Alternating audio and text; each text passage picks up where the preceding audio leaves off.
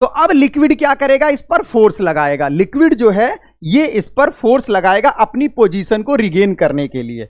Liquid क्या करेगा भाई, लिक्विड फोर्स अप्लाई करेगा। अब यहां से आगे का क्या कॉन्सेप्ट है भाई, लिक्विड जो है ये लिक्विड फोर्स एक्सर्ट करेगा। Liquid exert force on body. अब जो बॉडी पर फोर्स लगेगा ये कितना होगा भाई, ये जो बॉडी पर फोर्स लगेगा which is equal to weight of displace liquid.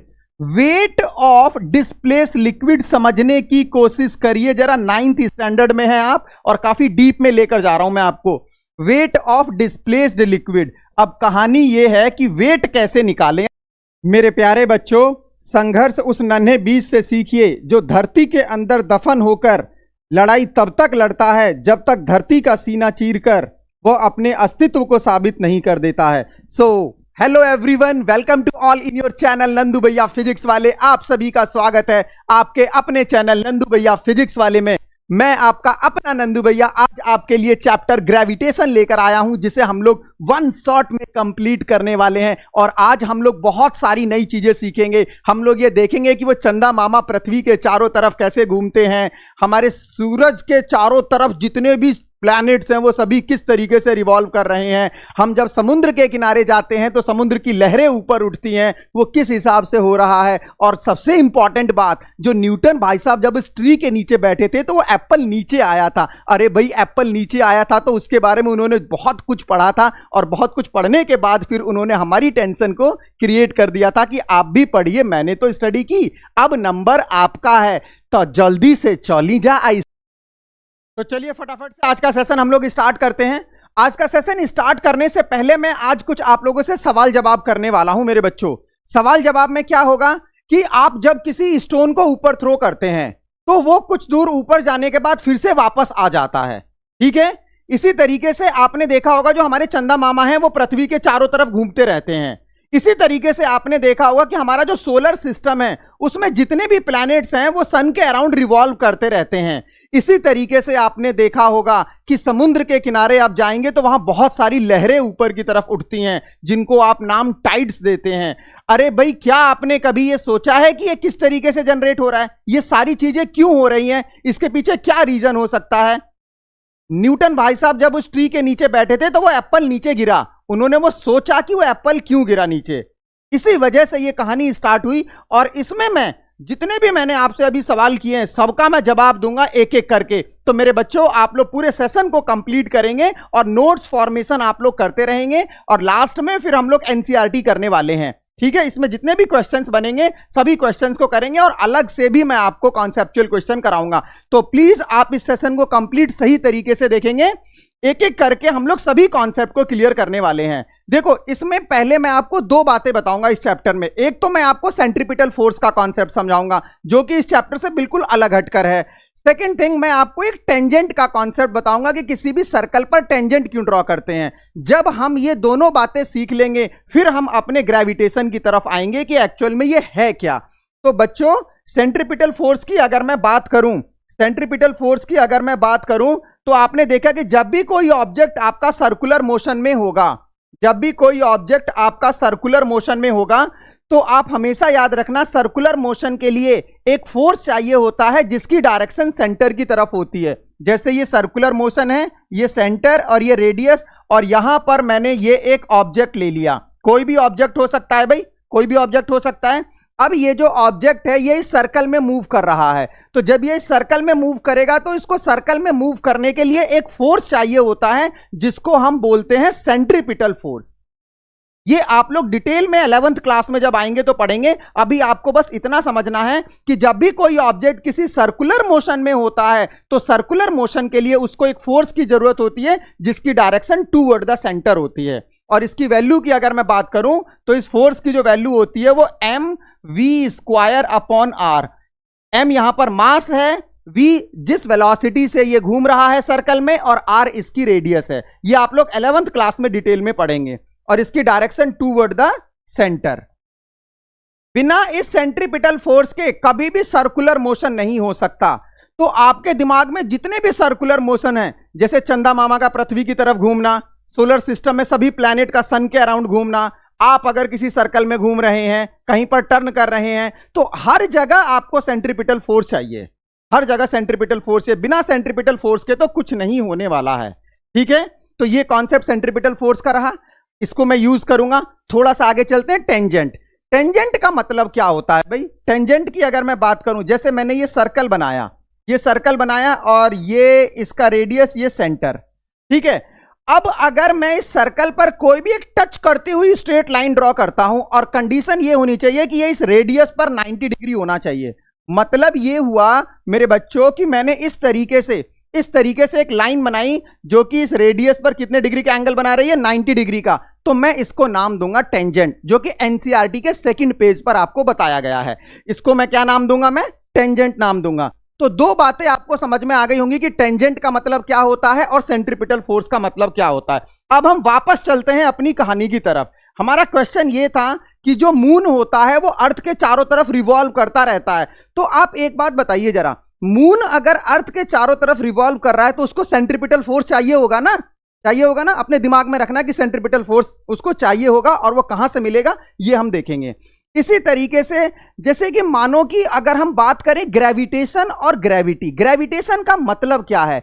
Newton भाई साहब जब उस ट्री के नीचे बैठे थे, वो एप्पल नीचे की तरफ गिरता है, तो जब उसकी उन्होंने स्टडी की तो उनके दिमाग में बहुत सारे क्वेश्चंस आए। जैसे कि क्वेश्चन की बात करें तो उन्होंने सोचा कि यार ये एप्पल नीचे क्यों आया, ऐसा क्यों नहीं हुआ कि अर्थ एप्पल की तरफ गई। इन सभी क्वेश्चन की जब उन्होंने स्टडी की तो इनका आंसर आया, और न्यूटन भाई साहब ने यह कंक्लूजन निकाला कि यार इस यूनिवर्स में, इस ध्यान से समझना, अब इस यूनिवर्स में कोई भी दो बॉडी इस यूनिवर्स में जिनका मास m1 और m2 है, एक दूसरे को अट्रैक्ट करती हैं।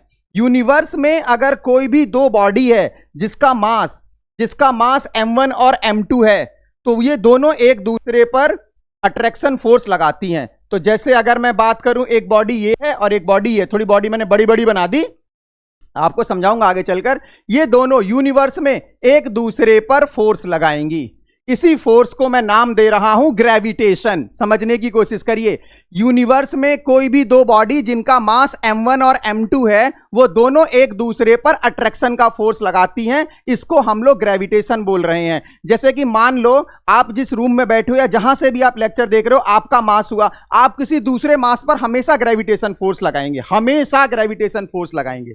ठीक है, तो सोलर सिस्टम में सन और अर्थ के बीच में ग्रेविटेशन लगता है, अर्थ और मून के बीच में ग्रेविटेशन लगता है, मून और अदर प्लैनेट के बीच में ग्रेविटेशन लगता है। यार जितनी भी बॉडी है ना इस ग्रेविटेशन में, सभी पर फोर्स लगेगा। ग्रेविटेशन में जितनी बॉडी आएंगी इस यूनिवर्स के अंदर, सभी पर फोर्स लगना है, और वो फोर्स जो होगा वो अट्रैक्शन नेचर का होगा। इसी को हम नाम दे रहे हैं ग्रेविटेशन।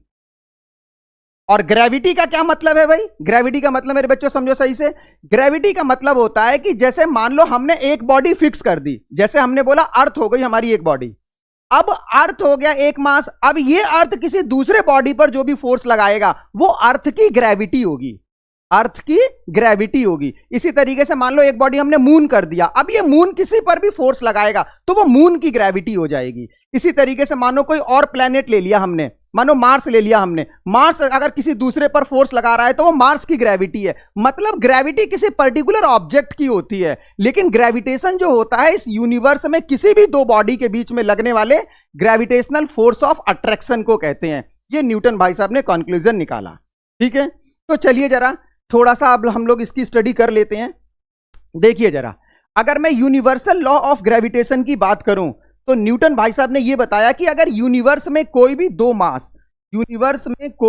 मास, जैसे ये हमने m1 लिया और दूसरा मास हमने इस तरीके से ये m2 लिया, दोनों के बीच का डिस्टेंस जो है हमने वो d रख दिया, दोनों के बीच का हमने डिस्टेंस d रख दिया। तो न्यूटन भाई साहब ने ये बोला कि यार ये दोनों बॉडी एक दूसरे को अट्रैक्ट करेंगी, ये दोनों बॉडी एक दूसरे को अट्रैक्ट करेंगी।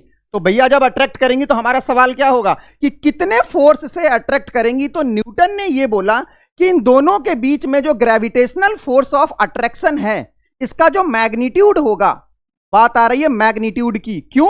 क्योंकि फोर्स एक वेक्टर क्वांटिटी है मेरे बच्चों, और जब वेक्टर क्वांटिटी होगा तो उसमें मैग्नीट्यूड और डायरेक्शन दोनों होगा। तो फिलहाल मैं आपको मैग्नीट्यूड बताऊंगा, फिलहाल मैं आपको ओनली क्या बताऊंगा, यहां पर मैग्नीट्यूड बताऊंगा कि फोर्स का मैग्नीट्यूड क्या होगा, मतलब कितने न्यूटन का फोर्स वो लगेगा।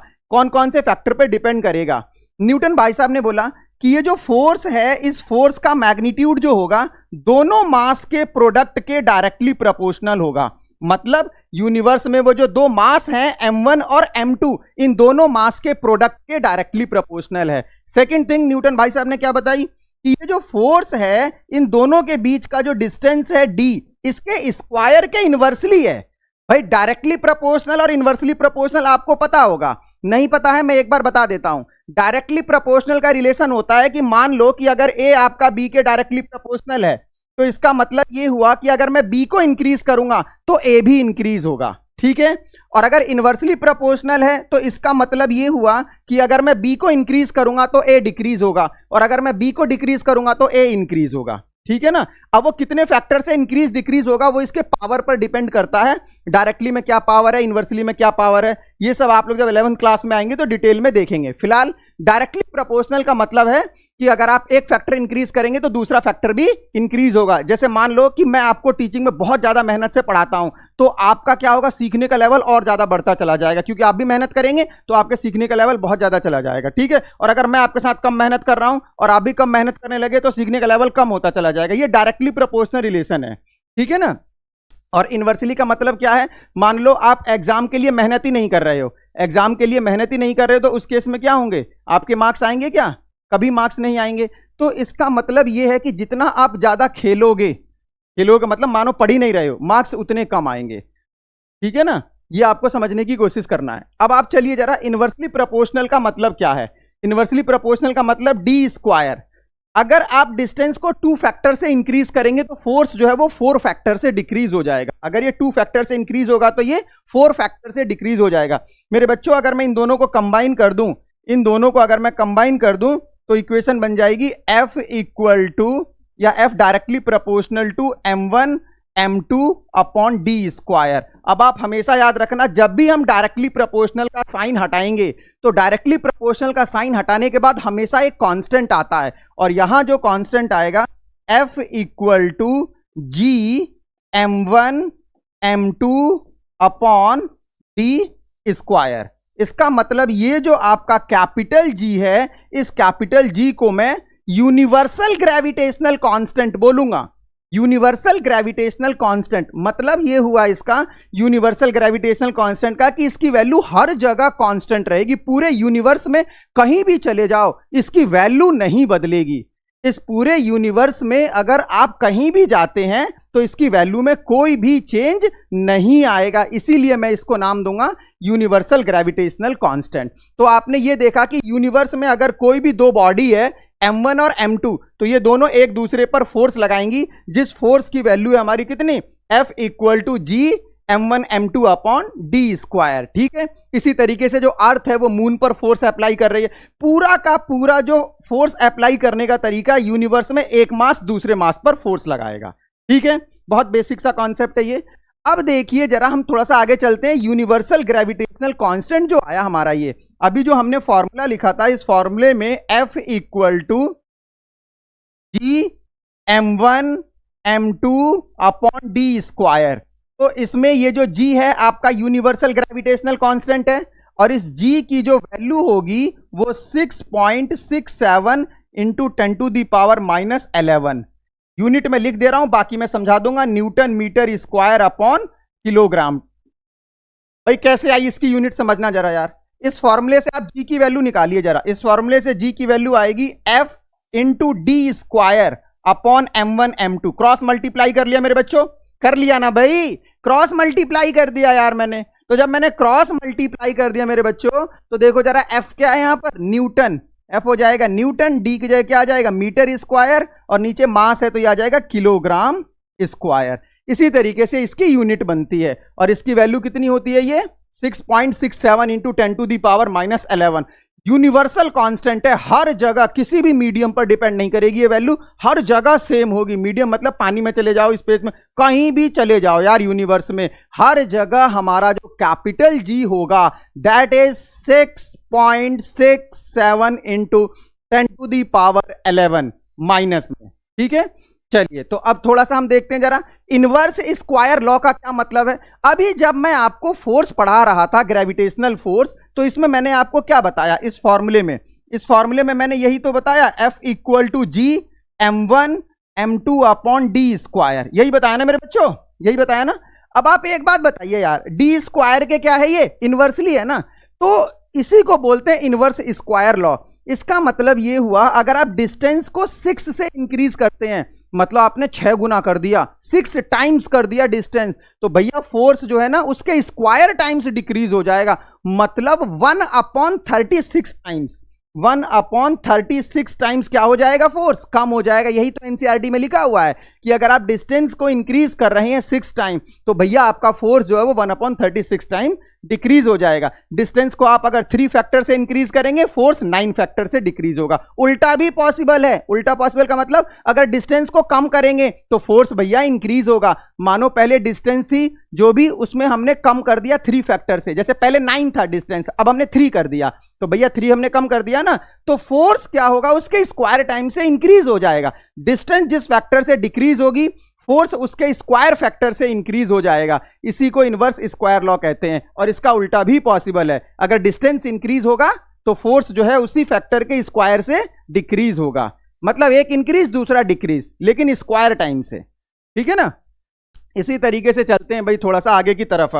अब चलते हैं आगे की तरफ। देखो भाई, ये जो कहानी जो मैंने स्टार्टिंग में स्टार्ट की थी और आप लोगों से मैंने बोला था कि ये सारी चीजें मैं आपको 1 बाय 1 करके बताऊंगा मैं, तो इसमें मैंने ये पूछा था कि आप ये बताइए, जो चंदा मामा होते हैं वो पृथ्वी के चारों तरफ घूमते हैं भाई, चंदा मामा पृथ्वी के चारों तरफ घूम रहे हैं, तो चंदा मामा को घूमने के लिए सेंट्रीपिटल फोर्स चाहिए ना भाई, सेंट्रीपिटल फोर्स चाहिए, तो उस फोर्स को हम कहां से प्रोवाइड करेंगे ये हम समझने की कोशिश करेंगे। अब इससे पहले थोड़ा सा आप एक कॉन्सेप्ट और समझ लीजिए जरा, कि मतलब ये है कि ये जो ग्रेविटेशनल फोर्स होता है इसकी डायरेक्शन किस तरफ होती है। जो ग्रेविटेशनल फोर्स है इसकी डायरेक्शन किस तरफ जाएगी। वो जो एप्पल है वो अर्थ की तरफ आया, अर्थ क्यों नहीं गई एप्पल की तरफ, ये हम आंसर फाइंड आउट कर रहे हैं।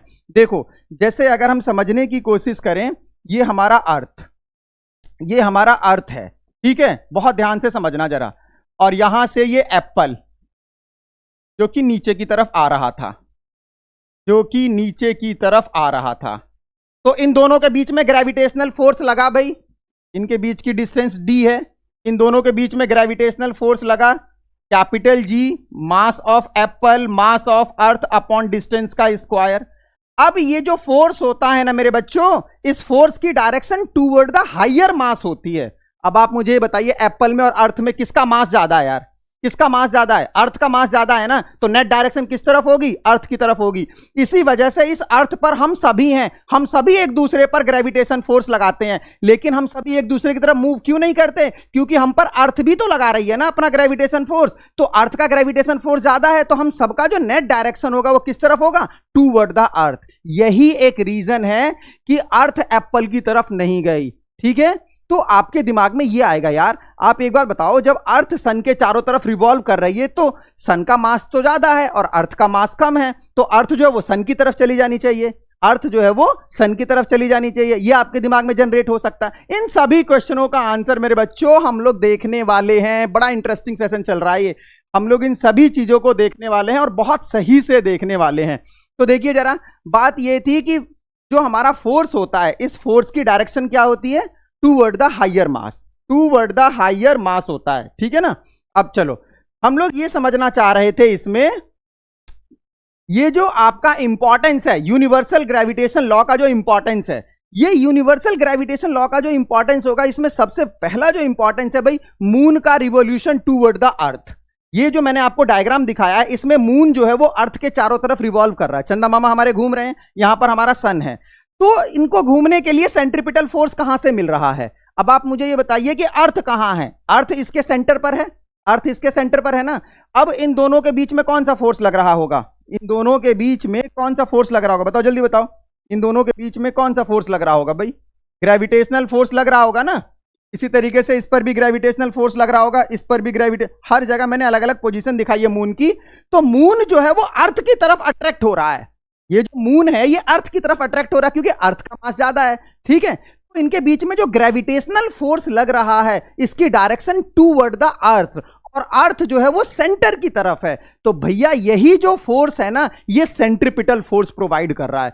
तो भैया किसी भी सोलर सिस्टम का अगर हम किसी प्लैनेट की बात करते हैं कि वो प्लैनेट रिवॉल्व कर रहा है सर्कुलर मोशन में, तो उसको सेंट्रीपिटल कहां से मिल रहा है?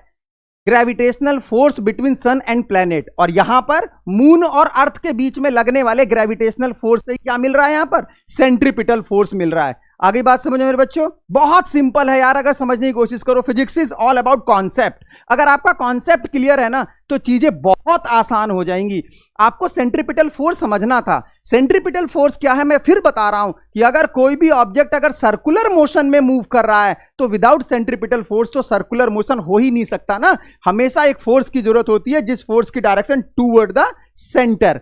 तो यहां पर जब मून आपका अर्थ के चारों तरफ रिवॉल्व कर रहा है तो इस केस में मून पर जो फोर्स लग रहा है अर्थ से ग्रेविटेशनल, इसकी डायरेक्शन टूवर्ड द अर्थ है और अर्थ कहां पर है? सेंटर पर। तो यही जो फोर्स है इसको सेंट्रीपिटल फोर्स प्रोवाइड कर रहा है। मतलब जो ग्रेविटेशनल फोर्स हुआ कितना? Gm1 m2 upon D square. जो भी m1 मास हमने मून का ले लिया, m2 अर्थ का लिया, d इनके बीच की जो भी डिस्टेंस है यही प्रोवाइड कर रहा है क्या? mv square by are. m1 जैसे मून का मास है, सेंट्रीपिटल फोर्स। ये थोड़ा सा डिटेल हो गया, फॉर्मूले में नहीं जाना है आपको बस कॉन्सेप्ट पता होना चाहिए था। ये जब आप 11th क्लास में आएंगे तो ये सारी डिस्कशन आप लोगों के साथ होगा और काफी डिटेल में होगा, क्योंकि वहां तो भैया लेवल इंक्रीज हो जाएगा ना। अभी तो स्टार्ट हुआ है साइंस का लेवल आपके लिए, तो जब हम वहां चलेंगे तो चीजें थोड़ी सी आपके लिए चैलेंजिंग होंगी लेकिन इंटरेस्टिंग भी होंगी। भाई सच बता रहा हूं मैं, इंटरेस्टिंग भी होंगी। अच्छा, और क्या हो सकता है भाई? ये सब मैं एनसीईआरटी को फॉलो कर रहा हूं, किस तरीके से आपके सिलेबस में दे रखा है। तो अगर आप इसे कर लेते हैं, एनसीईआरटी करने की कोई जरूरत नहीं है। आप मेरे लेक्चर को कंप्लीट कर लीजिए, सारा का सारा कंप्लीट हो गया। ठीक है, अब सेकंड इंपॉर्टेंस क्या था? The force that binds to the earth. भैया हमें सभी को अर्थ ने अपनी तरफ खींच रखा है। किस फोर्स की वजह से भैया? ग्रेविटेशनल फोर्स की वजह से। वो तो मैं अभी बता रहा था ना कि हम सभी एक दूसरे पर फोर्स लगा रहे हैं, लेकिन अर्थ भी तो हम पर फोर्स लगा रही है ना अपनी तरफ, और अर्थ का मास ज्यादा है। तो इसका मतलब यह हुआ कि हम सभी को अर्थ ने अपनी तरफ खींच रखा है और इसी की वजह से हमें अपना वेट फील होता है। वो हम आगे चलकर देखेंगे। ठीक है, थोड़ा सा आगे चलते हैं और क्या हो सकता है। नेक्स्ट इंपॉर्टेंस की बात करें तो वो जो स्टार्टिंग में मैंने आपको टाइड्स का फॉर्मेशन बताया था, टाइड्स का फॉर्मेशन हम लोग देखेंगे किस तरीके से टाइड का फॉर्मेशन होता है। अब देखिए जरा, अगर हम टाइड के फॉर्मेशन की बात करें, ये जो हमारा अर्थ है, इस अर्थ पर जहां पर भी ओशियन वाटर है, ठीक है। अब मून जो है ऐसे रिवॉल्व कर रहा है कंटिन्यू, ये हमारा मून है और कंटिन्यू रिवॉल्व कर रहा है इस अर्थ के चारों तरफ। अब यहां पर सन है, तो आप एक बात देखिए जरा, यहां पर मून और अर्थ के बीच में जो फोर्स लगेगा, तो मून और अर्थ के बीच में जो फोर्स लगेगा, इससे जो सी वाटर है वो सी वाटर क्या होगा? इस मून की तरफ खींचेगा। सी वाटर जो है वो इस मून की तरफ खींचेगा। भाई पूरी अर्थ तो नहीं खींचेगी ना, लेकिन जो वाटर है उसमें थोड़ा सा राइज आता है due to the gravitational force between moon and earth. इसी को हम बोलते हैं राइज ऑफ वाटर और इसी को हम बोलते हैं टाइड्स। अच्छा देखिए जरा, इसी के बाद अगर मैं थोड़ा सा एक और कॉन्सेप्ट समझाया, जैसे मानो ये मून घूमते हुए यहां आ गया, ये मून हमारा जब यहां आ जाएगा तो यार अब कहां टाइड्स फॉर्मेशन होगा? अब टाइड फॉर्मेशन यहां होगा ना, यहां पर जो सी वाटर होगा, ये सी वाटर क्या होगा? मून की तरफ खींचेगा। यार पूरी अर्थ नहीं खींच सकती, ओनली सी वाटर ही तो खींचेगा ना, पूरी की पूरी अर्थ कैसे खींच जाएगी? पूरी अर्थ का तो मास बहुत ज्यादा है ना।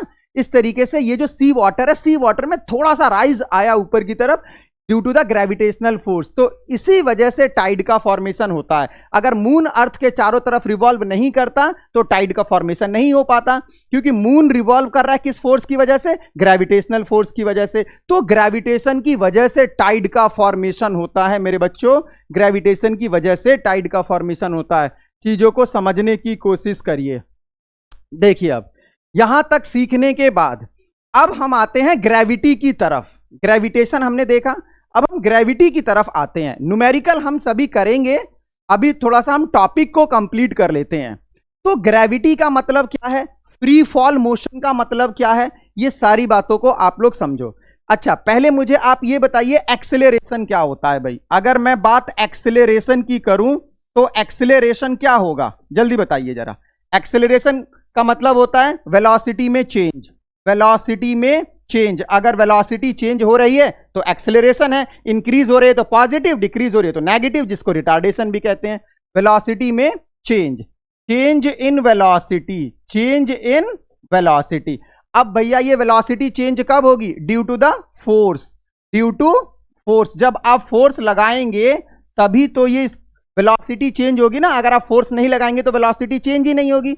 आपने किसी ऑब्जेक्ट पर फोर्स लगाया, उसकी वेलोसिटी हो गई चेंज। जैसे मान लो ऑब्जेक्ट स्लो चल रहा है, आपने थोड़ा सा फास्ट कर दिया, फोर्स लगा दिया, वो तेज दौड़ने लगा, वेलोसिटी चेंज हो गई। मानो कोई ऑब्जेक्ट फास्ट मूव कर रहा है, आपने थोड़ा फोर्स लगाकर रोक दिया, वेलोसिटी स्लो हो गई, फिर से वेलोसिटी चेंज हो गई भाई मेरे बच्चों। इसी तरीके से मानो कोई ऑब्जेक्ट सीधे जा रहा है कांस्टेंट स्पीड से, आपने उसकी डायरेक्शन चेंज कर दी, तो जब आपने डायरेक्शन चेंज कर दी तो यार स्पीड तो कांस्टेंट है लेकिन वेलोसिटी बदल गई ना। डायरेक्शन चेंज, डायरेक्शन चेंज होने की वजह से वेलोसिटी बदल जाती है। तो इन सभी में मेन रीजन क्या रहा? मेन रीजन रहा आपका फोर्स।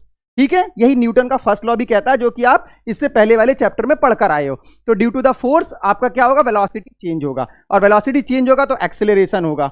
अब मैं क्या कर रहा हूं कि देखिए, एक मैंने लिया अर्थ, एक जो है बॉडी मेरी फिक्स हो गई, वो है अर्थ। मैंने यहां पर एक अर्थ लिया, ये अर्थ है, अब समझना जरा सही से।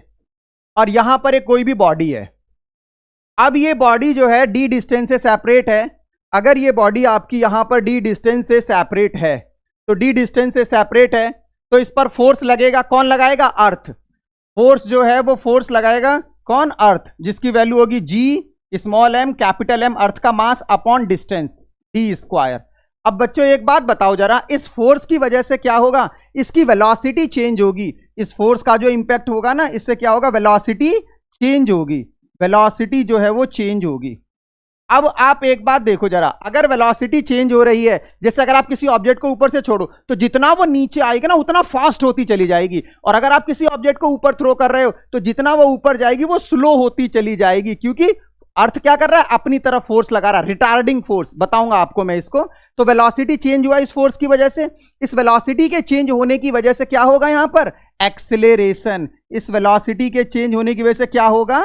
एक्सेलरेशन। तो ये एक्सेलरेशन किस वजह से हुआ? इस फोर्स की वजह से। और ये कौन सा फोर्स है? ये ग्रेविटेशनल फोर्स है, तो इसी को बोलेंगे एक्सेलरेशन ड्यू टू ग्रेविटी। और मैं नाम ग्रेविटी क्यों दे रहा हूं? क्योंकि मैंने एक बॉडी फिक्स कर दी, अर्थ है। जब भी हम दो मास में से एक मास को फिक्स कर देंगे तो वो उसकी ग्रेविटी के नाम से जाना जाएगा। तो ये हो जाएगा acceleration due to gravity of earth. Earth की ग्रेविटी की वजह से एक्सेलरेशन हुआ। ठीक है, और इस एक्सेलरेशन को हम लोग क्या करते हैं? जी से रिप्रेजेंट करते हैं, स्मॉल जी से। स्मॉल जी से रिप्रेजेंट करेंगे इसको। और कैपिटल जी क्या होता है आपका? Universal gravitational constant. इसमें हम डिफरेंस भी देखेंगे, बहुत आता है 9th क्लास एग्जाम में, बहुत पूछा जाता है स्मॉल जी और कैपिटल जी में क्या रिलेशन हो सकता है, क्या डिफरेंस हो सकता है, एक एक करके हम लोग देखने वाले हैं। फिलहाल अगर हम बात करें तो ये जो हमारा जी है, एक्सेलरेशन ड्यू टू ग्रेविटी। अब यार एक बात सोचो जरा, फ्री फॉल मोशन का मतलब क्या है? फ्री फॉल, भैया आप ऑब्जेक्ट को किसी हाइट पर लेकर जाओ, कहीं पर भी, आप अपनी छत पर जाओ और छत से किसी भी ऑब्जेक्ट को, बॉल को छोड़ दो, तो बॉल क्या करेगी? वहीं रुकेगी? बॉल अपने आप नीचे आएगी, अपने आप। अपने आप नहीं आ रही है, अर्थ का ग्रेविटेशनल फोर्स उसको नीचे खींच रहा है मेरे बच्चों। अर्थ का ग्रेविटेशनल फोर्स उसको नीचे खींच रहा है। तो वो जो बॉल है, जिस फोर्स की वजह से आ रही है, उसको बोल रहे हैं फ्री फॉल मोशन। उस पर ओनली ग्रेविटेशनल फोर्स लग रहा है और कोई फोर्स नहीं लग रहा है, ऐसा मानकर चल रहे हैं हम लोग। ठीक है ना? अगर आप किसी हाइट से जाइए, बस बॉल को छोड़ दीजिए, छोड़ दीजिए, फ्री फॉल, फ्री फॉल, ये हो जाएगा। जैसे जैसे ऑब्जेक्ट नीचे आएगा उसकी वेलोसिटी इंक्रीज होगी, क्योंकि ग्रेविटेशनल फोर्स लग रहा है। इसको बोलते हैं फ्री फॉल मोशन। ठीक है, और इसमें जो हमारा ये जी होता है फ्री फॉल मोशन में, अगर डाउनवर्ड मोशन है तो पॉजिटिव होगा। ठीक इसी तरीके से मानो मैंने आपसे स्टार्टिंग में ही पूछा था कि अगर आप किसी ऑब्जेक्ट को ऊपर थ्रो कर रहे हो तो ऊपर थ्रो करने पर वो धीरे धीरे धीरे धीरे धीरे धीरे स्लो डाउन जाएगा और ऊपर जाने के बाद वो फिर से नीचे आ जाएगा। मेरे बच्चों इसको समझो जरा, ऐसा क्यों हो रहा है? जब आप किसी ऑब्जेक्ट को ऊपर की तरफ थ्रो कर रहे हो तो उस पर क्या हो रहा है? अर्थ ग्रेविटेशनल फोर्स लगा रही है, किस तरफ? डाउनवर्ड। भैया आपने बॉल को अपवर्ड थ्रो किया, आप क्या चाहते हैं कि आपकी बॉल जो है ये अपवर्ड जाए, लेकिन अर्थ ये चाहती है कि इस पर फोर्स डाउनवर्ड लगे। तो ये कैसा मोशन है? रिटार्डिंग। रिटार्डिंग मतलब ये स्लो डाउन करता जा रहा है वेलोसिटी को। तो धीरे धीरे धीरे धीरे धीरे वेलोसिटी स्लो होती जाएगी और एक टॉप मोस्ट पॉइंट पर जाने के बाद वेलोसिटी जीरो हो जाएगी, जीरो। और जब वेलोसिटी जीरो हो जाएगी तो फिर से वापस ऑब्जेक्ट नीचे की तरफ आएगा। ठीक है, तो जब ऑब्जेक्ट ऊपर जा रहा होता है तो हम लोग जी को नेगेटिव लेते हैं। जब ऑब्जेक्ट ऊपर जा रहा होता है तो उसमें जी को हम लोग नेगेटिव ले लेते हैं। तो एक्सेलरेशन ड्यू टू ग्रेविटी का मतलब आपको समझ में आ गया होगा कि एक्सेलरेशन ड्यू टू ग्रेविटी क्या होती है मेरे बच्चों? एक्सेलरेशन ड्यू टू ग्रेविटी और फ्री फॉल मोशन। भैया अर्थ का एक्सेलरेशन ड्यू टू ग्रेविटी पढ़ रहे हैं यहां पर हम लोग, सभी का एक्सेलरेशन ड्यू टू ग्रेविटी अलग अलग होता है। मून का अलग होगा मेरे बच्चों, ठीक है, अदर प्लैनेट का अलग अलग होगा। फिलहाल हम लोग अर्थ के फेवर में पढ़ रहे हैं कि अर्थ पर एक्सेलरेशन ड्यू टू ग्रेविटी का क्या मतलब है। एक्सेलरेशन किस वजह से जनरेट होता है? ड्यू टू द फोर्स, और यहां जो फोर्स है वो अर्थ का ग्रेविटेशनल फोर्स है, ठीक है। चलिए थोड़ा सा अब आगे की तरफ चलते हैं हम लोग। अब आइए जरा relation between small G and capital G, इसको समझने की कोशिश करिए जरा आप। Relation between small G and capital G, वैसे तो मैंने रिप्रेजेंट कर रखा है बट फिर भी मैं आपको रिप्रेजेंट करता हूं। देखो जरा, ये हो गया अर्थ, ये अर्थ है, और ये अर्थ का सेंटर, और ये अर्थ की रेडियस, ठीक है, ये अर्थ की रेडियस हो गई। यहां पर मैंने कोई भी ऑब्जेक्ट लिया जिसका मास स्मॉल m है, इसका मास स्मॉल m है, और अर्थ का मास m e है। अर्थ के मास को मैंने कैपिटल M E लिखा हुआ है, छोटा सा m मतलब मास और E मतलब अर्थ का मास। ये स्मॉल m बॉडी का मास है, R E दोनों के बीच की क्या हो जाएगी? डिस्टेंस हो जाएगी, जो कि अर्थ की रेडियस है। तो इन दोनों के बीच में लगने वाला ग्रेविटेशनल फोर्स कितना होगा बताना जरा। F equal to G small m capital M E upon distance कितना है? R E। डिस्टेंस कितना है भाई? R E का स्क्वायर, ठीक है, इक्वेशन नंबर 1। अब आप एक बात बताइए यार कि इस बॉडी पर जो फोर्स लग रहा है, फोर्स का रिजल्ट क्या होता है? एक्सेलरेशन। तो न्यूटन सेकंड लॉ में आपने क्या पढ़ा है? अगर किसी बॉडी पर F फोर्स लग रहा है तो उसके अंदर एक्सेलरेशन क्रिएट हो रहा है, तो F इक्वल टू ma। तो कितना हो जाएगा फोर्स आपका? F equal to ma। Newton second law में आपने पढ़ा है कि उस बॉडी पर जो फोर्स हो जाएगा वो F equal to m into a, ठीक है। दोनों ही फोर्स सेम बॉडी पर लग रहे हैं, इस स्मॉल m मास पर। कौन लगा रहा है? अर्थ की वजह से लग रहा है। तो अगर मैं इक्वेशन 1 और 2 दोनों को सेम रख दूं तो कोई दिक्कत? अरे भाई दोनों सेम ही तो है भाई, इसी बॉडी पर तो लग रहा है, m वाली बॉडी पर, ये अर्थ की वजह से लगा। और अगर इसमें फोर्स F लग रहा है तो एक्सेलरेशन a होगा। मैं इसको लिख सकता हूं F equal to m into a। भैया 1 और 2 को इक्वल कर दो, फ्रॉम 1 एंड 2, 1 और 2 को इक्वल करो मेरे बच्चों। अरे कहां चले गए यार? 1 और 2 को इक्वल करो, मेरे से पहले करके बताओ कितना आ जाएगा। M A equal to G small m capital M E upon R E square. अब देखना जरा, स्मॉल m से स्मॉल m कैंसिल आउट हो गया, तो ये क्या आएगा भाई मेरे बच्चों? ये आ जाएगा सॉल्व होकर, कितना आ जाएगा सॉल्व होकर? A equal to G M E upon R E square. और इस A को मैं क्या लिख सकता हूं? इसी A को तो मैं G लिखूंगा, क्योंकि यही तो एक्सेलरेशन ड्यू टू ग्रेविटी है, यही एक्सेलरेशन ड्यू टू ग्रेविटी है। तो G equal to capital G M E upon R E square. ये रिलेशन होता है भैया किसमें? स्मॉल g और कैपिटल G में। स्मॉल g और कैपिटल G में क्या रिलेशन होगा आपका? ये जो रिलेशन बनेगा, small g equal to capital G M E upon R E square. समझने की कोशिश करिए, आपको एनसीईआरटी करने की जरूरत ही नहीं है। जो बातें मैं बता रहा हूं उन सारी बातों को समझो, क्वेश्चन का लेवल भी मैं उसी हिसाब से समझाऊंगा, सारी की सारी चीजें आपको समझ में आ जाएंगी ये अगर आपने एक लेक्चर देख लिया तो। ये ठीक है ना, बहुत सिंपल चल रहा है। स्मॉल जी और कैपिटल जी में रिलेशन, ये आपके एग्जाम में आ जाता है, इंपॉर्टेंट मार्क कर लीजिए। स्मॉल जी और कैपिटल जी में रिलेशन इंपॉर्टेंट है, ये जनरली पेपर में पूछ लिया जाता है, ठीक है ना। तो चलिए बच्चों अब थोड़ा सा आगे चलते हैं। जब हमारे पास रिलेशन आ गया स्मॉल जी और कैपिटल जी में, तो अब देखिए acceleration due to gravity small G, जो की वैल्यू कितनी थी जिसकी हमारे पास? G equal to capital G M E upon R E square. यही थी ना मेरे बच्चों? अरे भाई यही थी ना, small G equal to capital G M E upon R E square, ठीक है ना। अब आप एक बार बताओ कि यार ये स्मॉल जी कौन कौन से फैक्टर पर डिपेंड कर रहा है। मैं ओनली यहां पर अर्थ का केस लेकर चल रहा हूं, ठीक है ना। देखिए कैपिटल जी तो यूनिवर्सल ग्रेविटेशनल कांस्टेंट है, ये जो वैल्यू है ये हमारी, ये तो यूनिवर्सल ग्रेविटेशनल कांस्टेंट है ना। इसका मतलब ये हुआ अर्थ के मास पर डिपेंड कर रहा है। एक्सेलरेशन ड्यू टू ग्रेविटी जो है वो अर्थ के मास पर डिपेंड कर रहा है। दूसरा, अर्थ के रेडियस पर डिपेंड कर रहा है। अब आपके दिमाग में आएगा कि यार अर्थ की रेडियस तो फिक्स है। नहीं, एक्चुअल में जो अर्थ की जो शेप है ना बेटा, एक्चुअल में जो अर्थ की शेप है कुछ इस हिसाब से है। देखो अर्थ जो है वो इस तरीके से है, ओवल शेप है, अंडा के आकार की एग, ठीक है। इसमें क्या होता है, ये आपका इक्वेटर होता है, ये आपका इक्वेटर है, इक्वेटर, और ये आपका पोल है, ठीक है। अब समझना जरा, तो आप देखिए जरा, इक्वेटर की रेडियस आर ई और पोल की रेडियस आरपी, पोल की रेडियस आरपी, समझना जरा यहां पर। अब तो कहां की रेडियस ज्यादा है? इक्वेटर की रेडियस ज्यादा है ना भाई मेरे बच्चों, इक्वेटर की रेडियस ज्यादा है और पोल की रेडियस कम है। तो इसका मतलब अगर मैं बात करूं इक्वेटर पर, तो इक्वेटर पर जो ग्रेविटी होती है अर्थ की ये कम होती है और पोल पर क्या होती है? ज्यादा, क्योंकि पोल पर रेडियस क्या है? कम है भाई, जी इनवर्सली प्रोपोर्शनल है ना आर स्क्वायर के। तो पोल पर एक्सेलरेशन ड्यू टू ग्रेविटी ज्यादा होती है, जिसकी वैल्यू 10 बोला जाता है। जो एक्सेलरेशन ड्यू टू ग्रेविटी है, अगर मैं इसकी बात कर रहा हूं तो इसकी बात जो है समझने की कोशिश करिए जरा एक बार।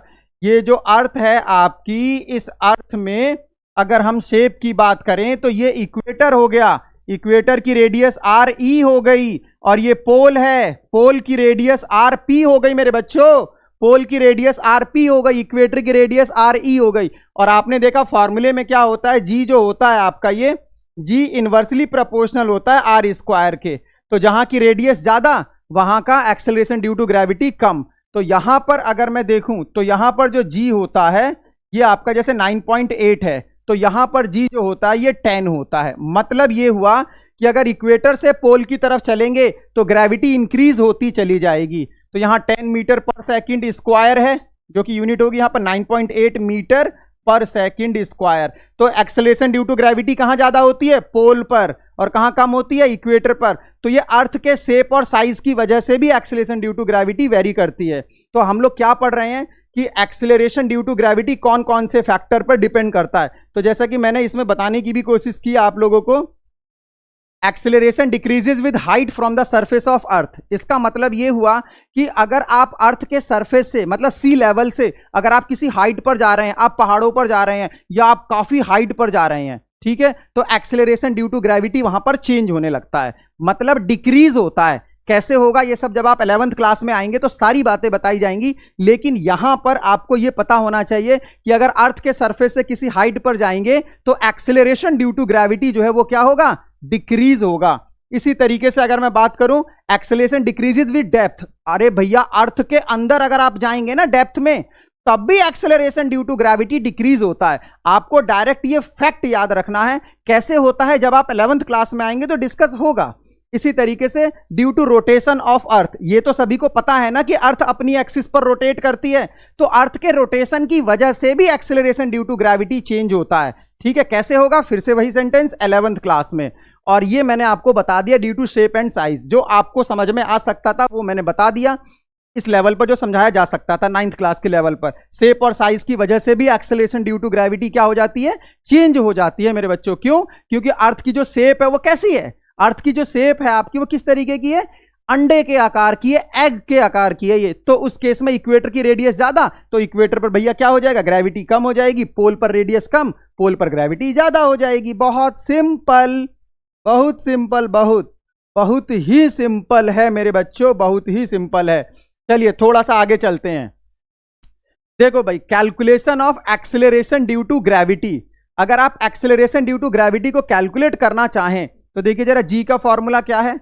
जी का फॉर्मूला है capital G M E upon R E square. NCERT में भी कैलकुलेट कर रखा है ये।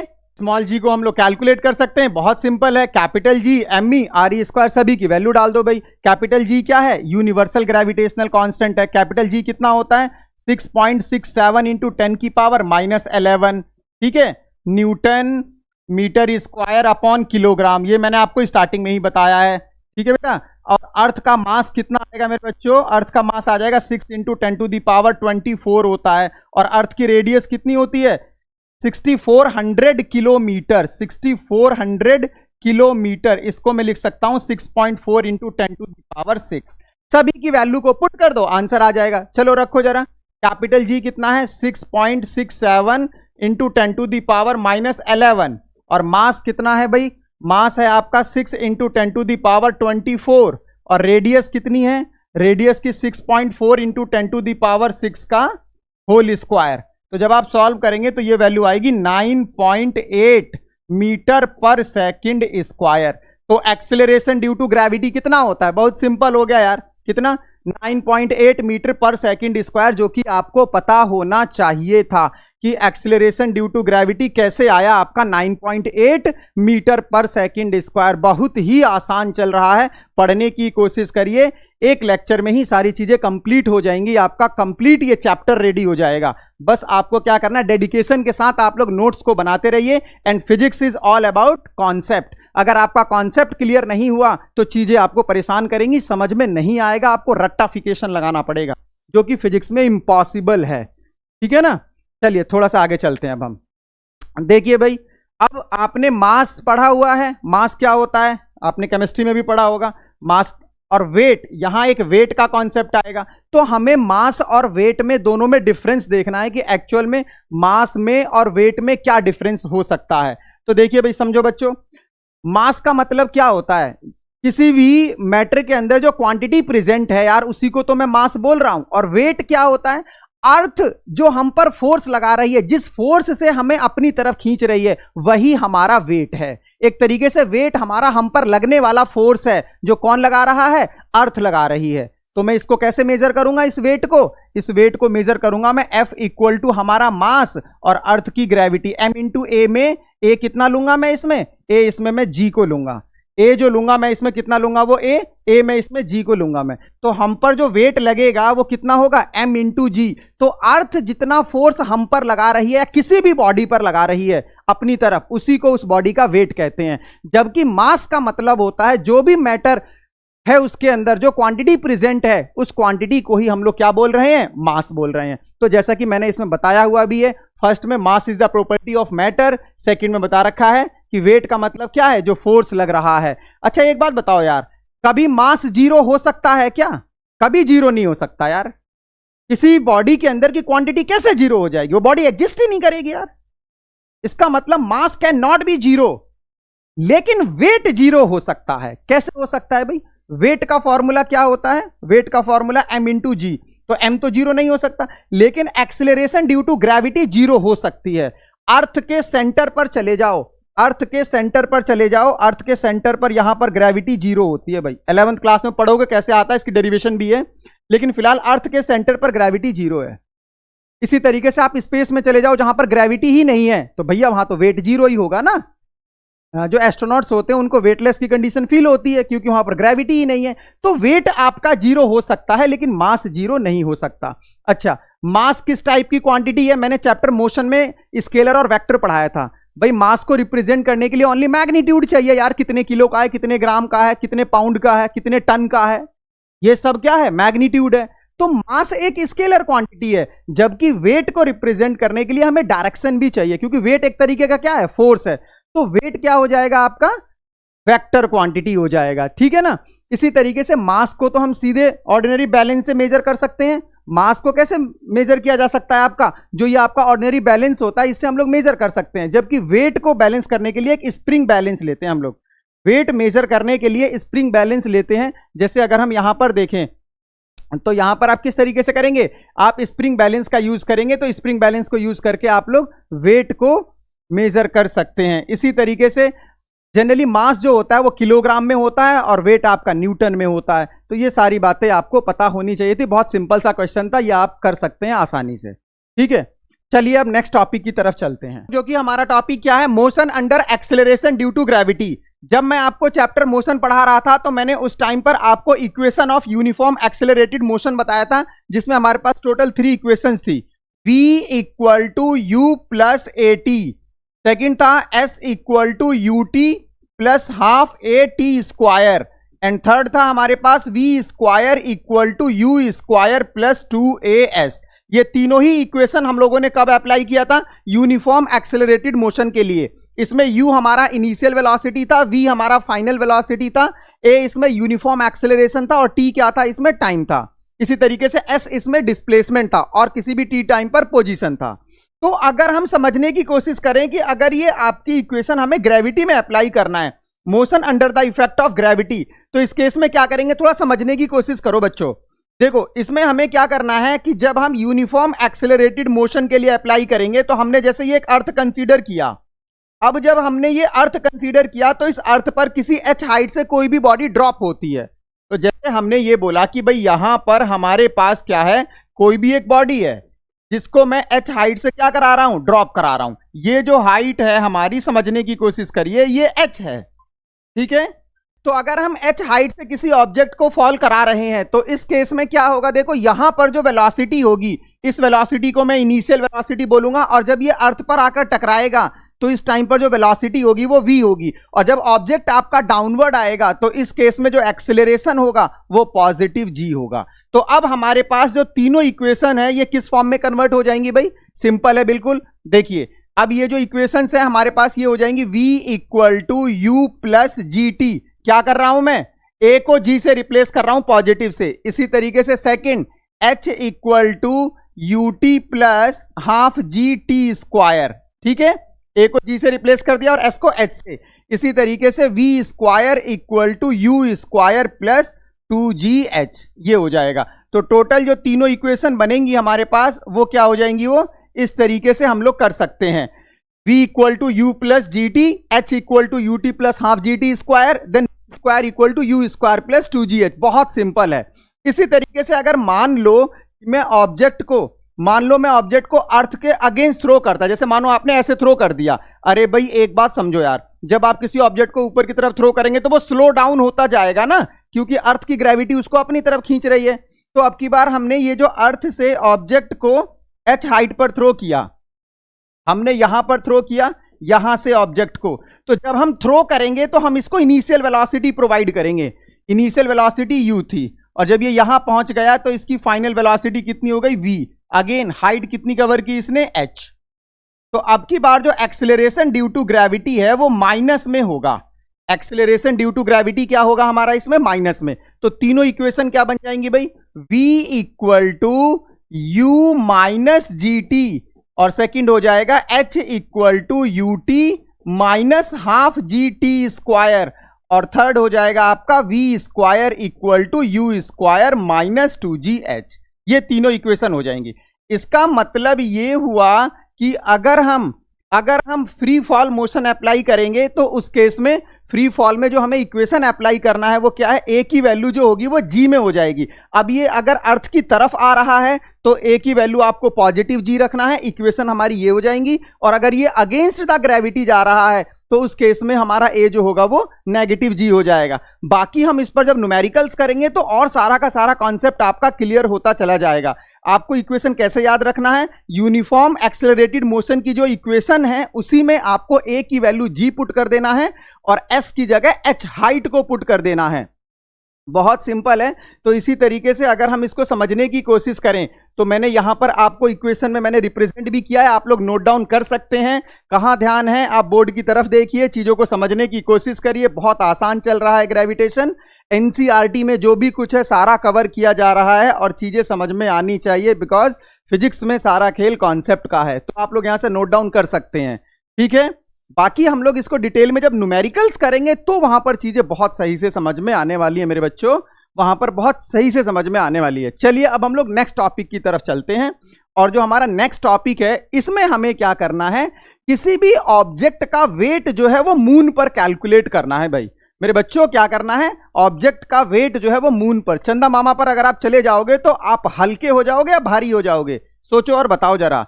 जब हम चंदा मामा पर चले जाते हैं तो हमें अपना हल्कापन महसूस होने लगता है। ये जो धरती का बोझ है, जिस धरती ने अपनी तरफ खींच रखा है, वो वहां पर जाकर खिंचाव हम कम महसूस करते हैं, मतलब वेट हमारा कम हो जाएगा। तो कितना वेट कम हो जाएगा यही चीज हमें समझना है।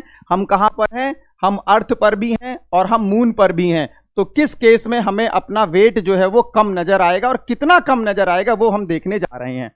आप एक बात बताइए जरा, वेट का फॉर्मूला क्या होता है? वेट का फॉर्मूला होता है mass into gravity. Mass into gravity होता है भाई, यही होता है ना। अर्थ जिस फोर्स से हमें अपनी तरफ खींच रही है यार, उसी को तो वेट बोल रहे हैं मेरे भाई। तो वेट कितना हो गया, m इंटू जी हो गया। अब m इंटू जी हो गया तो देखिए जरा, अब g की वैल्यू क्या होती है, g की वैल्यू होती है आपका capital G mass upon radius का स्क्वायर।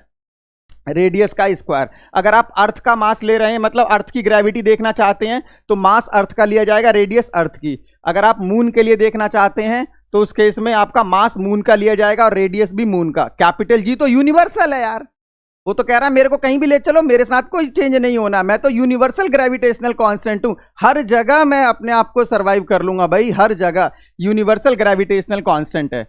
देखिए जरा, अगर मैं अर्थ पर किसी बॉडी का मास कैलकुलेट करता हूं, ई फॉर अर्थ, तो डब्ल्यू ई कितना हो जाएगा, M into capital G M E upon R E square. ठीक है भाई। इसी तरीके से अगर मैं मून पर कैलकुलेट करूं तो मून पर कितना हो जाएगा, m into G M M upon R M square. Small m जो है हमारा ये किसके लिए है, मून के लिए है। अब अगर मैं यहां से वैल्यू रख दूं, देखो अर्थ का मास मैंने यहां पर मेंशन किया हुआ है, अर्थ का मास जो है वो कितना है 5.98 इंटू 10 टू द पावर 24, और मून का कितना है 7.36 इंटू 10 टू द पावर 22। इसी तरीके से रेडियस, ये डाटा हम यहां पर पुट करेंगे और आंसर आ जाएगा। तो चलिए जरा हम डाटा को पुट करते हैं थोड़ा सा। देखिए जरा मेरे बच्चों, समझने की कोशिश करिए जरा आप।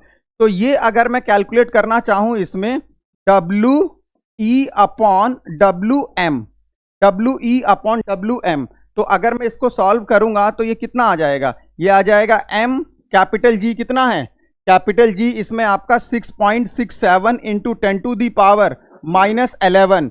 इस तरीके से आपका ये कैपिटल एम ई, अर्थ का मास कितना है 5.98 into 10 to the power 24, 5.98 into 10 to the power 24 हो गया। ठीक है भाई। और रेडियस कितना है आपका, अगर मैं रेडियस की बात करूं तो रेडियस कितना है 6.37 इंटू 10 टू दी पावर 6 का स्क्वायर कर सकता हूं मैं मीटर में, और मास मेरा किलोग्राम में है। अपॉन मून पर कैलकुलेट करिए। अब अगर आप मून पर कैलकुलेट करेंगे यही डाटा, तो देखो मास इंटू ग्रेविटी, ग्रेविटी कितना हो जाएगा भाई, universal 6.67 into 10 to the power -11। अब मून का मास, मून का मास कितना है 7.36 इंटू 10 टू दी पावर 22। इसी तरीके से हम क्या कर सकते हैं, रेडियस, मून की रेडियस का स्क्वायर, और मून की रेडियस कितनी है 1.74। मून की जो रेडियस है वो कितनी है भाई 1.74 इंटू 10 टू दी पावर 6 इसका स्क्वायर। तो जब आप इन सभी वैल्यू को सॉल्व कर देंगे मेरे बच्चों, समझने की कोशिश करो, जब आप इन वैल्यू को सॉल्व कर देंगे, किया मैंने कुछ नहीं है, अर्थ पर वेट लिया मैंने और मून पर वेट लिया, मास तो दोनों जगह सेम है ना, मास चेंज नहीं होगा, तो इससे मैं इसको कैंसिल आउट कर दे रहा हूं, मास से ये कैंसिल आउट हो जाएगा।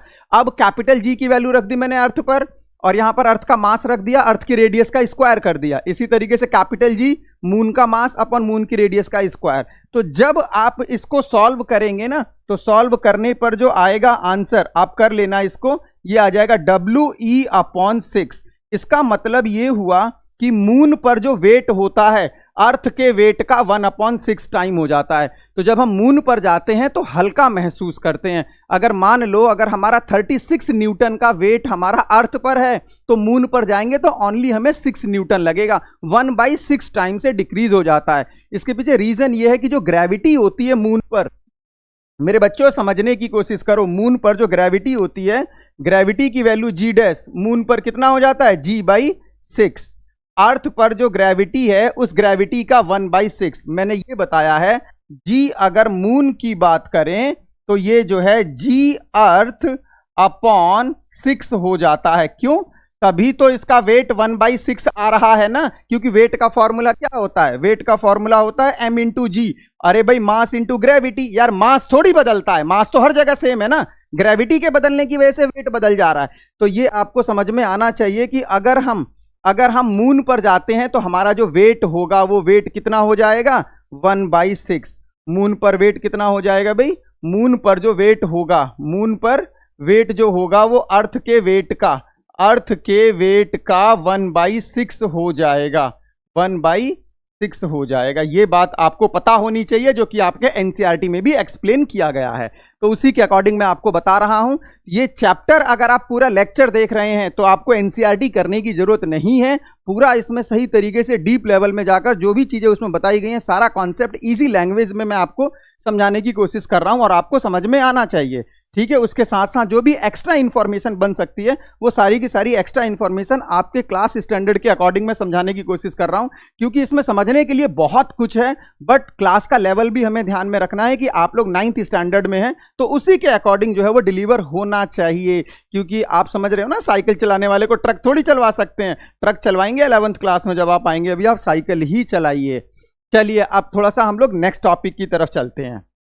देखो ये जो हमारा चैप्टर था ग्रेविटेशन, ये दो पार्ट में बटा हुआ था। एक पार्ट में ग्रेविटेशन है और दूसरे पार्ट में क्या है, थ्रस्ट और प्रेशर है। तो एक पार्ट को हम लोगों ने थ्योरी के पॉइंट ऑफ व्यू से कंप्लीट कर लिया, उसके न्यूमेरिकल्स भी करेंगे हम लोग। अब हम लोग चलते हैं थ्रस्ट और प्रेशर की तरफ, ठीक है, थ्रस्ट और प्रेशर की तरफ चलते हैं। तो चलो बच्चों बताओ जरा, थ्रस्ट और प्रेशर क्या आप लोगों ने कभी महसूस किया है क्या, कि थ्रस्ट क्या होता है और प्रेशर क्या होता है? आपने कभी देखा है कि जैसे कि मान लो कि ये जो कैमिल होता है, जो ऊंट होता है, जब ये रेगिस्तान में चलता है तो वहां पर उसको क्या बोला जाता है, रेगिस्तान का जहाज बोला जाता है। अगर हम दौड़ने की कोशिश करें तो हम तो नहीं दौड़ पाएंगे। इसी तरीके से मान लो कि अगर हम अपने शोल्डर पर बैग को लेकर चल रहे हैं तो बैग की जो स्ट्रिप होती है वो वाइड होती है, चौड़ी चौड़ी होती है। ऐसा क्यों होता है? मान लो आप 10 किलो आलू लेकर आ रहे हो और 10 किलो आलू लेकर आ रहे हो तो वो जो पॉली बैग है ना, पॉली बैग बिल्कुल पतला है और वो आपके हाथों में बहुत दर्द करने लगता है। ऐसा क्यों होता है? इसी तरीके से जो चाकू होता है ना, चाकू का जो किनारा होता है बहुत ज्यादा शार्प होता है, बहुत ज्यादा पैना होता है। ऐसा क्यों होता है? क्या आपने कभी सोचा है ऐसा? ये सब इसी का जो कॉन्सेप्ट है ये थ्रस्ट और प्रेशर में मिलने वाला है। तो सबसे पहले तो आप ये समझिए कि थ्रस्ट का मतलब क्या है। देखो अगर मैं किसी भी सरफेस पर परपेंडिकुलर फोर्स लगाऊंगा, मतलब इस पर जो मैं 90 डिग्री पर ऐसे करके फोर्स लगाऊंगा, मैं उसको थ्रस्ट बोलूंगा। हमारी जो बॉडी है अपना वेट सरफेस पर 90 डिग्री पर लगा रही है भाई, इस तरीके से। तो ये जितना भी हम फोर्स अप्लाई कर रहे हैं ये क्या है, थ्रस्ट है।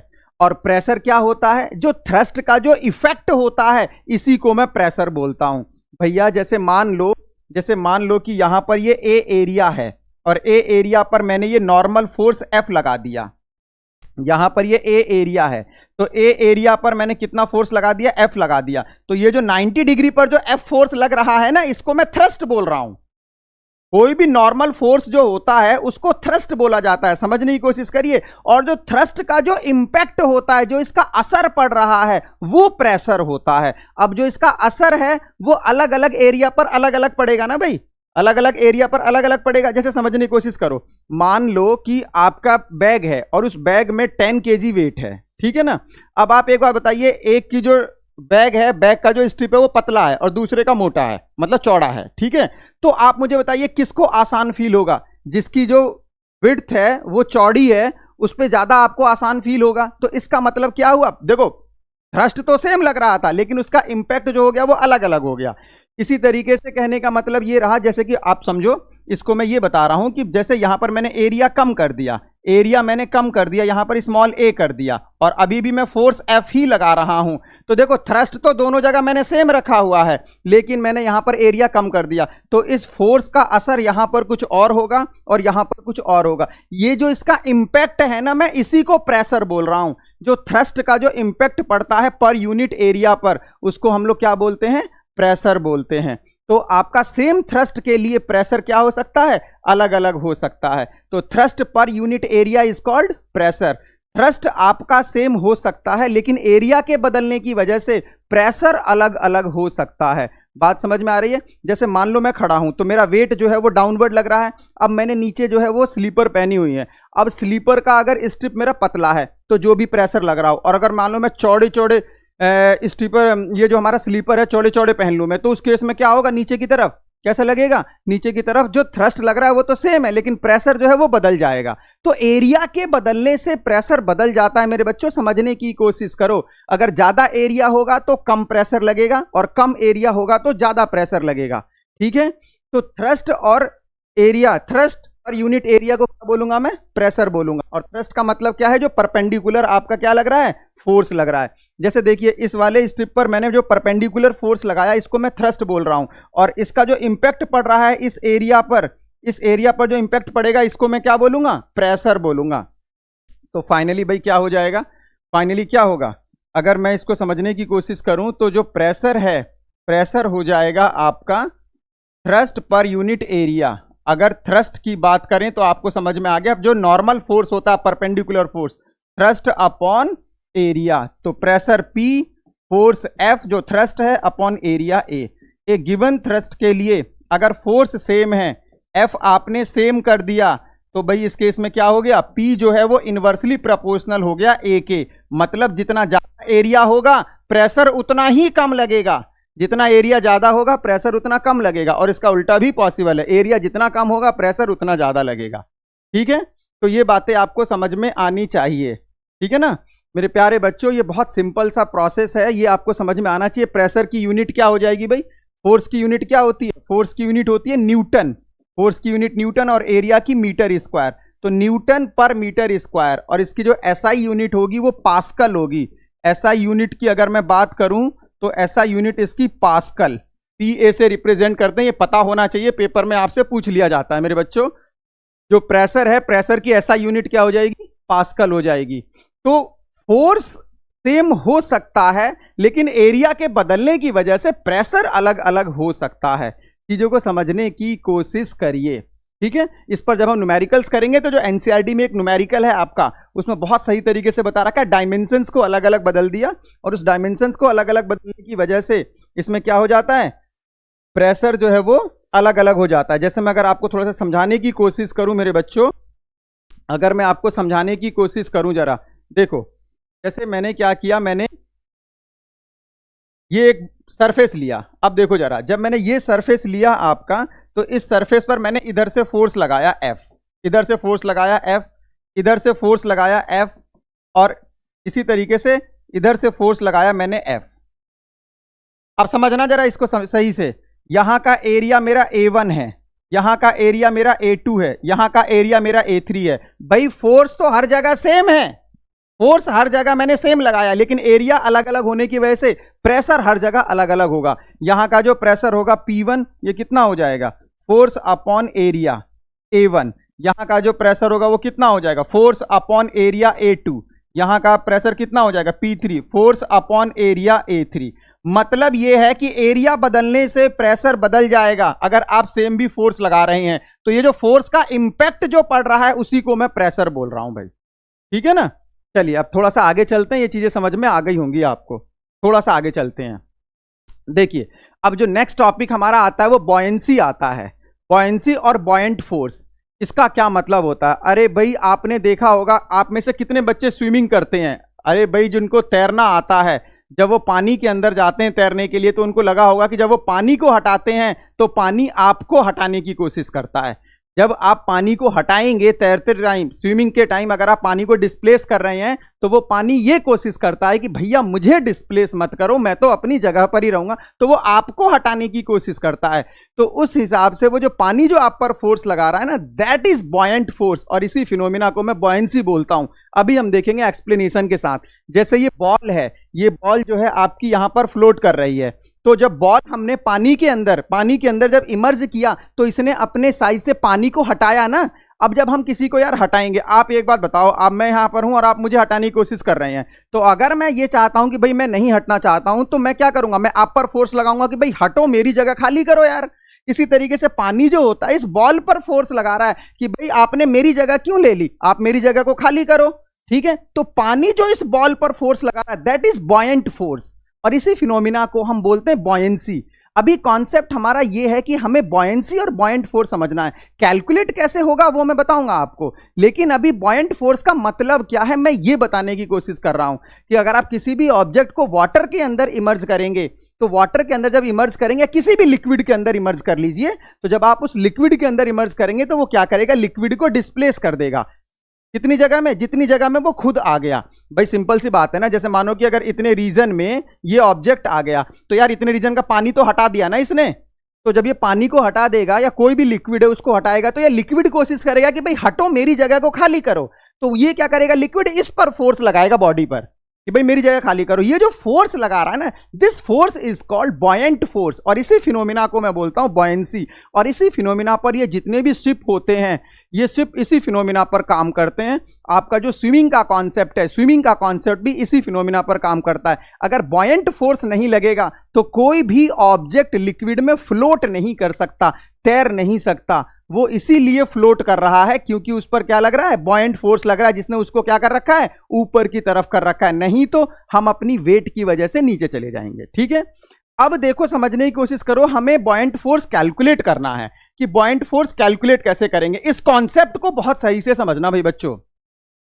अगर हमें बॉयंट फोर्स कैलकुलेट करना है तो सबसे पहला क्वेश्चन ये है कि जब आप किसी बॉडी को किसी लिक्विड के अंदर इमर्ज करेंगे, आपने क्या किया, ये एक बॉडी लिया, समझना जरा सही से, ये एक बॉडी लिया, ये एक बॉडी है, इसका वॉल्यूम V है, वॉल्यूम V, बहुत सही से समझना आप जरा, इसका वॉल्यूम V है।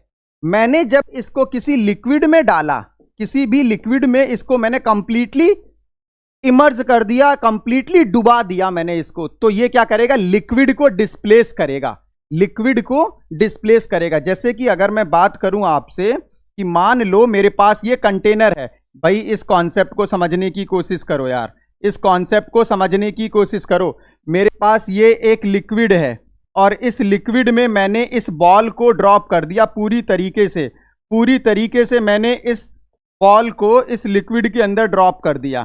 तो भाई इस केस में देखो, जितने जगह में ये बॉल है उतने जगह का पानी तो हट गया ना।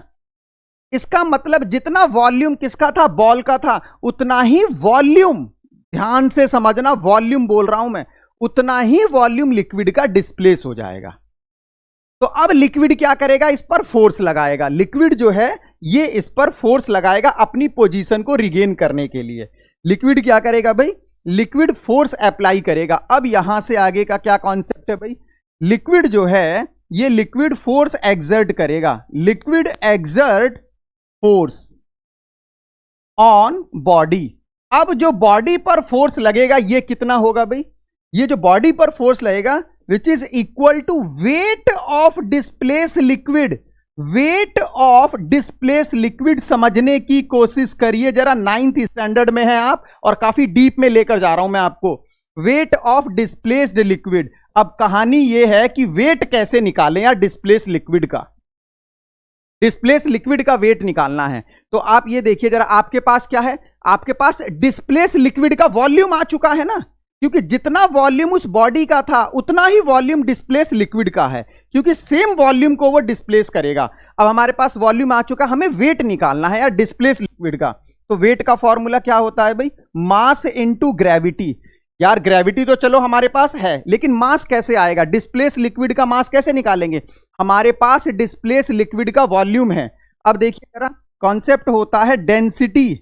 डेंसिटी, किसी भी लिक्विड की जो डेंसिटी होती है, density equal to mass upon volume, mass upon volume. तो यहां से मेरे बच्चों मास कितना हो जाएगा, जो मास होगा वो volume into density, volume into density हो जाएगा। तो भाई मेरे पास वॉल्यूम तो है ना, तो इस तरीके से देखना जरा, वेट कितना आ जाएगा, वेट जो आएगा मास के लिए कैसे करेंगे, वॉल्यूम, वॉल्यूम, वॉल्यूम है आपके पास into density, density into gravity G. इस तरीके से मैं डिस्प्लेस लिक्विड का वेट कैलकुलेट कर लूंगा। और मेरे बच्चों यही जो वेट है, कौन सा वेट है ये, बॉडी का वेट नहीं है ये डिस्प्लेस लिक्विड का वेट है, ये डिस्प्लेस लिक्विड का वेट है ये। तो डिस्प्लेस लिक्विड का जो वेट आया यही आपका अपथ्रस्ट बनता है और इसी को मैं बॉयंट फोर्स बोलता हूं। सिंपल सी बात है यार, जब हमने किसी लिक्विड के अंदर किसी बॉल को इमर्ज किया या कोई भी बॉडी को इमर्ज किया तो उसने लिक्विड को डिस्प्लेस किया, तो जितना उसने लिक्विड डिस्प्लेस किया ना उतना ही लिक्विड क्या करेगा, उस पर फोर्स लगाएगा। और कितना लिक्विड डिस्प्लेस हुआ, जितना उसका वॉल्यूम था। तो डिस्प्लेस लिक्विड का वॉल्यूम हमें पता चल गया, डिस्प्लेस लिक्विड का वॉल्यूम क्या है, जितना बॉडी का वॉल्यूम है। अब इसमें हमने क्या किया, लिक्विड की डेंसिटी की मल्टीप्लाई की, तो लिक्विड का मास आ गया, कौन सा लिक्विड, जो डिस्प्लेस हुआ है। और फिर इसमें जब ग्रेविटी की मल्टीप्लाई करेंगे तो क्या आ जाएगा, डिस्प्लेस लिक्विड का वेट आ जाएगा। तो जब डिस्प्लेस लिक्विड का वेट आ जाएगा तो इसी वेट को मैं क्या बोल रहा हूं, अपथ्रस्ट। इसी को मैं बोल रहा हूं अपथ्रस्ट या फिर बॉयंस। बॉयंट फोर्स जो होगा वो यही होगा और इस फिनोमिना को मैं बॉयंसी बोल रहा हूं। एक बार मैं फिर से समझा दे रहा हूं, कॉन्सेप्ट बहुत इंपॉर्टेंट है, बच्चों को आसानी से समझ में नहीं आता है। सबसे पहले मैंने बॉयंसी बताया। बॉयंसी क्या था कि जब भी आप किसी बॉडी को किसी लिक्विड के अंदर जितना भी इमर्ज करो, कंप्लीटली कर दो, थोड़ा सा करो, वो आपके ऊपर डिपेंड कर रहा है। तो जितना आप पोर्शन लिक्विड के अंदर लेकर जाएंगे उतना ही पोर्शन लिक्विड डिस्प्लेस हो जाएगा। मतलब बॉडी का जितना वॉल्यूम होगा उतना लिक्विड का वॉल्यूम डिस्प्लेस हो जाएगा। अब डिस्प्लेस लिक्विड जो है उस बॉडी पर फोर्स लगाएगा अपनी पोजीशन को रिगेन करने के लिए। फोर्स लगाएगा अपनी पोजीशन को क्या करने के लिए, रिगेन करने के लिए। तो ये जो फोर्स होता है इसी को मैं बॉयंट फोर्स बोलता हूं। ये जो फोर्स आया आपका, इसी फोर्स को मैं क्या बोलूंगा, मैं बॉयंट फोर्स बोलूंगा और इस फिनोमिना को मैं क्या बोलूंगा, बॉयंसी बोलूंगा। इस फिनोमिना को क्या बोलूंगा, बॉयंसी। अब क्वेश्चन ये था कि हम इस बॉयंट फोर्स को कैलकुलेट कैसे कर सकते हैं।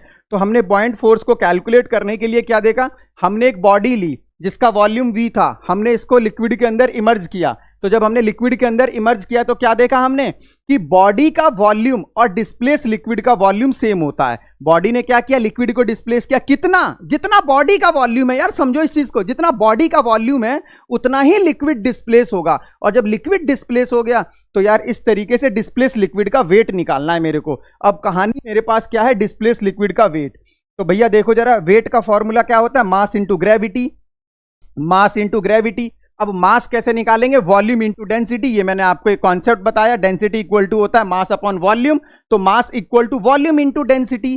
तो जब वॉल्यूम इंटू डेंसिटी हो जाएगा तो उस केस में वॉल्यूम तो है हमारे पास, जितना बॉडी का वॉल्यूम लिक्विड के अंदर था उतना ही लिक्विड डिस्प्लेस हुआ था, तो वॉल्यूम है हमारे पास, इंटू डेंसिटी इंटू ग्रेविटी, ये आ जाएगा अपथ्रस्ट। ठीक है, अब देखो जरा, समझो जरा कि ऑब्जेक्ट हमारा कब फ्लोट करता है और कब सिंक करता है।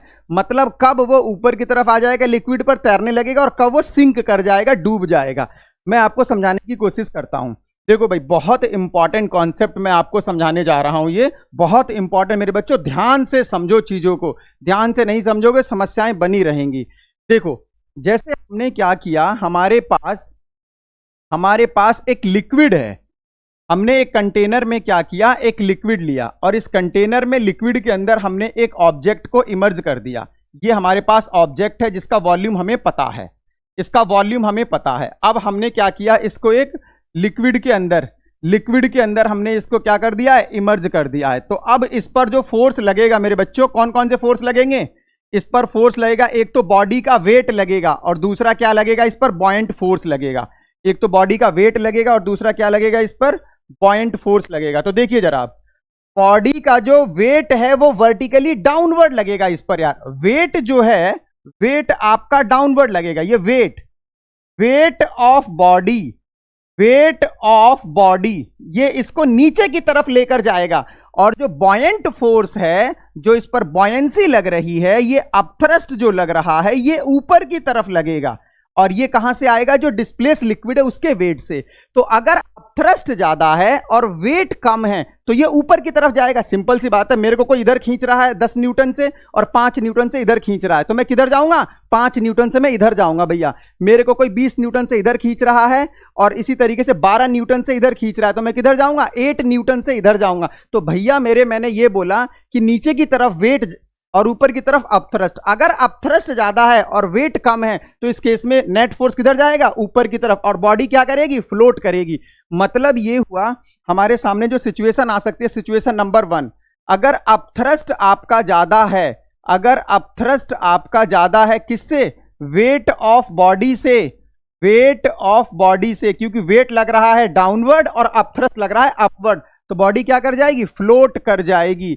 ये फ्लोट की कंडीशन है। और सेकंड, अगर इसका उल्टा है, मान लो बॉडी का वेट ज्यादा है और अपथ्रस्ट कम लग रहा है, तो बॉडी क्या कर जाएगी, सिंक कर जाएगी। अगर ऐसा हो रहा है कि अपथ्रस्ट जो है, अपथ्रस्ट की वैल्यू वेट से क्या है, कम है, वेट ज्यादा है, तो इस केस में क्या हो जाएगा, बॉडी क्या कर जाएगी, सिंक कर जाएगी, डूब जाएगी।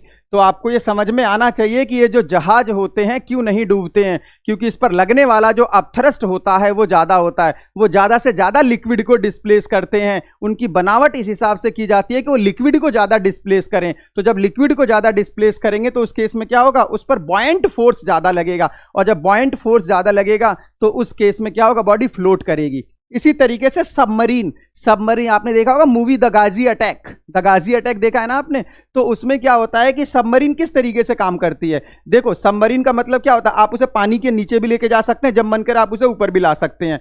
तो इस तरीके से वो कैसे होता होगा, आप देखो, जब हमें सबमरीन को क्या करना है, फ्लोट कराना है, तो उस पर अपथ्रस्ट ज्यादा हो जाएगा। तो अगर अपथ्रस्ट ज्यादा हो जाएगा तो सबमरीन कहां आ जाएगी, पानी के ऊपर आ जाएगी। और अगर आप मान लो हमें सबमरीन को सिंक कराना है, तो उस केस में क्या करना होगा, अपथ्रस्ट को कम करना पड़ेगा। अपथ्रस्ट कम ज्यादा कैसे हो सकता है, जो लिक्विड डिस्प्लेस हो रहा है उससे उसको कम ज्यादा करके। अगर लिक्विड ज्यादा डिस्प्लेस करेंगे तो अपथ्रस्ट ज्यादा होगा, लिक्विड कम डिस्प्लेस करेंगे तो अपथ्रस्ट कम होगा। ठीक है मेरे बच्चों, इस तरीके से सिंक और फ्लोट का कॉन्सेप्ट चलता है, ये आपको समझ में आना चाहिए, जिसको मैंने काफी डिटेल में आपको बताने की कोशिश की है।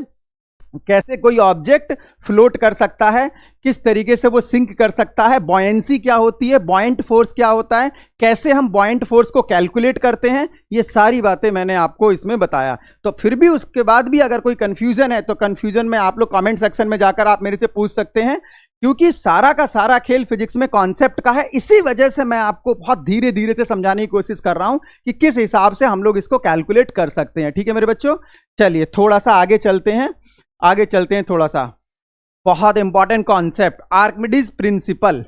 आर्किमिडीज प्रिंसिपल आपने पढ़ा होगा, और नहीं पढ़ा है तो मैं पढ़ा रहा हूं आपको। एनसीईआरटी का ये लास्ट टॉपिक है, और हम लोग इस टॉपिक के बाद इस चैप्टर के एंडिंग पॉइंट की तरफ चलेंगे, जिसके बाद हम लोग न्यूमेरिकल्स स्टार्ट करेंगे। और मैंने आपको बता रखा है पहले भी कि हम इस कॉन्सेप्ट में सारा का सारा लेक्चर जो है ये कॉन्सेप्ट बेस्ड है, और इसमें हम सभी कॉन्सेप्ट को समझ रहे हैं। इसके बाद हम लोग फिर कुछ न्यूमेरिकल्स को भी करेंगे मेरे बच्चों।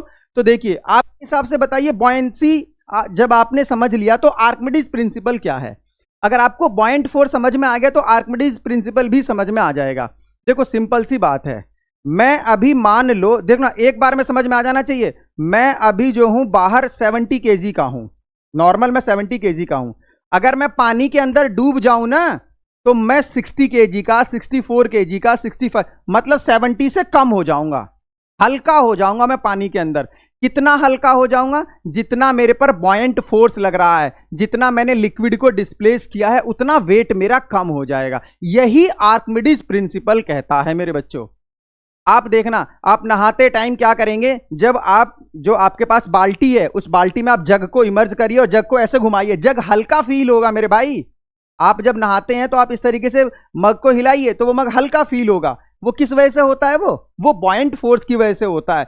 तो किसी भी बॉडी का वेट किसी लिक्विड के अंदर कम हो जाता है, मैं ये बताने की कोशिश कर रहा हूं। और कितना कम होता है, जितना वो लिक्विड डिस्प्लेस कर रहा है, मतलब जितना उस पर अपथ्रस्ट लग रहा है। यही आर्किमिडीज का प्रिंसिपल है। जैसे अगर आप एयर में वेट को मेजर करिए, जैसे आपने इस ऑब्जेक्ट का आपने क्या किया, एयर में वेट मेजर किया, तो ये एयर में मेजर हुआ, जितना भी आया हो। जैसे कहने का मतलब हमने बोला कि 70 आ गया होगा भाई, ठीक है। जब हमने इसको इस लिक्विड में इमर्ज कर दिया, तो जब लिक्विड में इमर्ज कर दिया तो इसका वेट आ गया 55, जस्ट एग्जांपल। तो भैया इसमें 15 न्यूटन तो कम हो गया ना। वो जो 15 न्यूटन है वो क्या है, बॉयंट फोर्स है। ये जो 15 न्यूटन लग रहा है इस पर, ये बॉयंट फोर्स लग रहा है। तो किसी भी बॉडी का वेट लिक्विड के अंदर कम हो जाता है, कितना, जितना उस पर बॉयंट फोर्स लगता है। यही आर्किमिडीज प्रिंसिपल है। कोई भी बॉडी है वो लिक्विड के अंदर जब जाएगी तो हल्की हो जाएगी। कितना हल्का होगा वो, जितना उस पर बॉयंट फोर्स लग रहा है। और बॉयंट फोर्स मैं इससे पहले बताकर आया हूं आपको। बॉयंट फोर्स कैसे कैलकुलेट करते हैं, wait of displace liquid, weight of displace liquid. आप डिफरेंट सिचुएशंस में कर सकते हैं इस तरीके से। थोड़ा सा और मैं आपको एक्सप्लेन कर दे रहा हूं। जो भाई आर्किमिडीज प्रिंसिपल है वो क्या हो जाता है, किसी भी लिक्विड के अंदर वेट लॉस हो जाता है। तो जो वेट जो लॉस होगा आपका, वो लॉस वेट कितना होगा, वेट जो लॉस होगा, वेट में जो लॉस होगा कितना होगा, वेट में जो लॉस होगा आपका, वो लॉस कितना हो जाएगा भाई, डिस्प्लेस लिक्विड के वेट के इक्वल। डिस्प्लेस लिक्विड का जो वेट है, डिस्प्लेस्ड लिक्विड वेट या वेट ऑफ डिस्प्लेस लिक्विड, और ये क्या होता है, ये बॉयंट फोर्स के इक्वल होता है। ये हमने देखा था, ये जो होगा आपका बॉयंट फोर्स के इक्वल होगा। किसके इक्वल हो जाएगा मेरे बच्चों, बॉयंट फोर्स के इक्वल हो जाएगा। तो इस तरीके से आप लोग आसानी से कैलकुलेट कर सकते हैं। तो आर्किमिडीज प्रिंसिपल भी समझ में आ गया होगा। बहुत सिंपल है यार, पानी के अंदर ले जाओ, किसी लिक्विड के अंदर ले जाओ, बॉडी हल्की हो जाएगी। कितनी हल्की होगी, जितना उस पर बॉयंट फोर्स लगेगा उतना हल्का हो जाएगा। यही आर्किमिडीज प्रिंसिपल कहता है। When a body is immerse in a liquid, it loses its weight. The loss in weight is just equal to the weight of displace liquid. बहुत सिंपल, बहुत सिंपल। तो इस तरीके से ये सारी की सारी बातें आपको समझ में आनी चाहिए थी। टॉपिक जो लास्ट आपका ये रिलेटिव डेंसिटी है, इसको भी थोड़ा सा समझ लेते हैं। देखो डेंसिटी का मतलब क्या होता है, आप लोगों ने पहले भी पढ़ा हुआ है। डेंसिटी का मतलब होता है density equal to mass upon volume.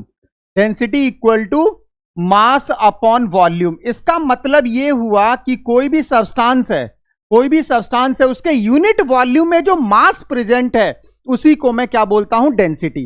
Basically जो डेंसिटी होती है ये प्योरिटी को बताती है कि कोई मटेरियल हमारा कितना प्योर है। अगर उसकी प्योरिटी को कैलकुलेट करना है तो आप उसकी डेंसिटी को कैलकुलेट कीजिए, और इसके लिए हम एक रेफरेंस लेकर चलते हैं, और रेफरेंस क्या होता है हमारे पास, वाटर। वाटर की डेंसिटी जो होती है वो हमारे पास रेफरेंस होता है, डेंसिटी ऑफ वाटर। तो अगर मैं रिलेटिव डेंसिटी की बात करूंगा तो रिलेटिव डेंसिटी का मतलब क्या होता है, देखो relative density equal to density of substance, मतलब सब्सटेंस की जो प्योरिटी है, density of substance upon density of water, density of water. इस तरीके से हम लोग क्या कर सकते हैं, रिलेटिव डेंसिटी फाइंड आउट कर सकते हैं। बेसिकली ये प्योरिटी लेवल को बताएगा कि कोई मटेरियल हमारा कितना प्योर है, उसमें मॉइस्चर कितना प्रेजेंट है, ये भी हम लोग देख सकते हैं यहां से, क्योंकि वाटर से कंपेयर कर रहे हैं हम लोग, ठीक है। तो रिलेटिव डेंसिटी का मतलब हो गया density of substance upon density of water. दोनों सेम क्वांटिटी का रेशियो है तो इसकी कोई यूनिट नहीं होगी। इसको हम लोग बाकी डिटेल में जब आप 11th क्लास में आएंगे तो वहां पर हम लोग देखने वाले हैं। यहां थोड़ा सा एनसीईआरटी में था तो मैंने डिस्कशन कर दिया है। अब इसके बाद जो है हमारा चैप्टर जो है इस तरीके से अगर हम देखें, इसको सही तरीके से एक्सप्लेन किया है। अब जो हमारा जो नेक्स्ट सेशन होगा उसमें मैं आपको न्यूमेरिकल्स कराने की कोशिश करूंगा, तो उसमें हम लोग न्यूमेरिकल्स को करेंगे। थ्योरी का जो कॉन्सेप्ट था वो सभी हमने क्लियर कर लिया है 1 बाय 1 करके। अगर आपको नोट्स चाहिए तो आप कमेंट सेक्शन में जाके बता सकते हैं मेरे को, नोट्स आपको कंप्लीटली मिलेंगे। लेकिन अगर आपने लेक्चर को कंप्लीट देखा है तो नोट्स आप लोग क्रिएट कर सकते हैं। पूरी की पूरी एनसीईआरटी को मैंने कंप्लीट करा दिया है, एनसीईआरटी पढ़ने की कोई जरूरत नहीं है अगर आपने इस लेक्चर को प्रॉपर तरीके से देखा है, ठीक है। तो हम लोग अब न्यूमेरिकल्स की तरफ चलेंगे जो कि बहुत इंपॉर्टेंट होगा नेक्स्ट लेक्चर में। तो इस तरीके से आप लेक्चर को देखते रहिए जिसमें हम लोग न्यूमेरिकल्स स्टार्ट करेंगे अब, ठीक है। चलिए, थैंक यू, बाय बाय।